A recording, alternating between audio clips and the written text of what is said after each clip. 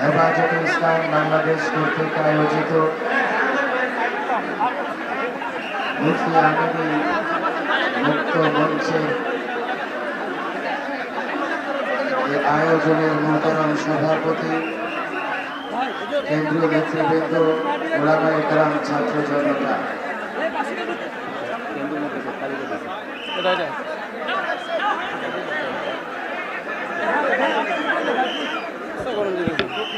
আমাদের কেন্দ্রীয় নেতৃবৃন্দ চলে এসছেন। আমি মনে করি আমরা সকলেই চুপচাপ থাকি, বক্তৃতা দীর্ঘ করবার কোনো সুযোগ নেই। স্টেজের মধ্যে যে সমস্ত ওলামায়ে কেরাম আছেন, আপনাদের আওয়াজ বেশি হচ্ছে, একটু চুপ করেন। সবাই সবাই একদম চুপ। আমাদের কেন্দ্রীয় জাতীয় নেতৃবৃন্দ বক্তব্য রাখতেছেন, আপনারা যদি চুপ না করেন তাহলে বক্তব্য শুনবেন না। নীতি নির্ধারণী বা দিক নির্দেশনামূলক বক্তব্য হবে, আমরা সবাই চুপ করে থাকি, একদম যে যেখানে আসি চুপ, কোনো কথা বলবেন না। ইউটিউবার সাংবাদিক ভাইরা যারা আছেন, আপনাদেরকে বলছি আপনারাও চুপ থাকবেন, কোনো কথা কেউ বলবেন না।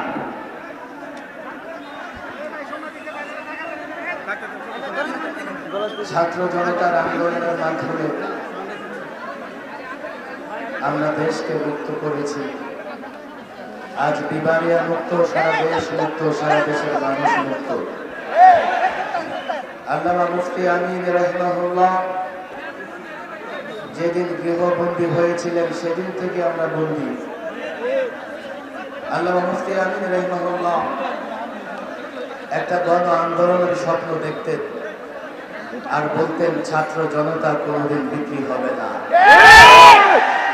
সেই ছাত্র জনতা দেশের জনগণ, দেশের মাটিকে আন্দোলন সংগ্রামের মাধ্যমে মুক্ত করেছে।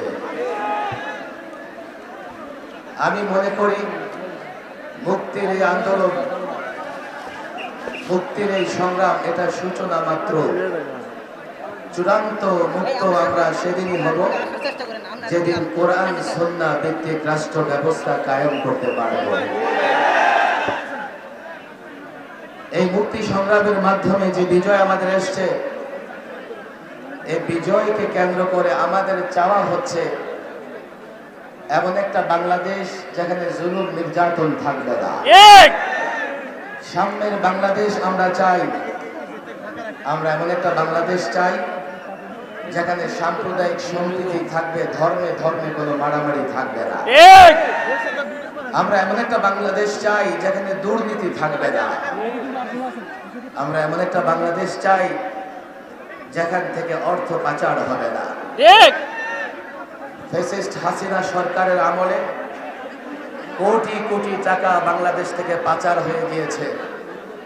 আমরা চাই অন্তর্বর্তীকালীন সরকার এমন একটা পদক্ষেপ গ্রহণ করবেন, বাংলাদেশ থেকে যারা অর্থ পাচার করেছে প্রত্যেকটা অর্থ পাচারকারীর জন্য বিচার হয়।